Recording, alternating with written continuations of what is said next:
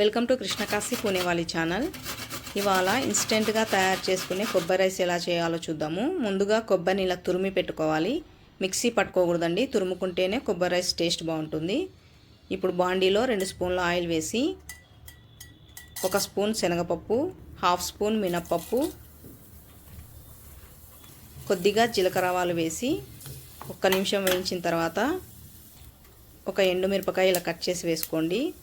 4-5 పచ్చిమిర్చి ఇలా నిలువుగా కట్ చేసి వేసుకోవాలి.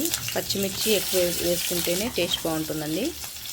కొద్దిగా జీడిపప్పు వేసుకొని దూరగా వేయించుకున్న తర్వాత తురిమి పెట్టుకున్న పచ్చి కొబ్బరి 1 కప్పు వేసుకొని పచ్చి కొబ్బరిలోని నీరంతా పోయేదాకా వేయించుకోవాలి.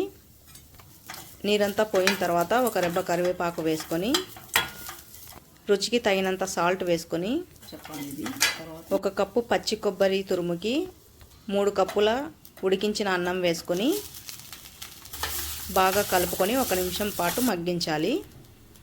1 నిమిషం మగ్గిన తర్వాత కట్ చేసుకున్న కొత్తిమీర చల్లుకొని దించేసుకోవడమే అండి. ఈ ప్రాసెస్ అంతా సిమ్లోనే చేసుకుంటే టేస్ట్ బాగుంటుందండి. ఈ కొబ్బరి రైస్ పిల్లలకి చాలా నచ్చుతుంది. Thank you for watching.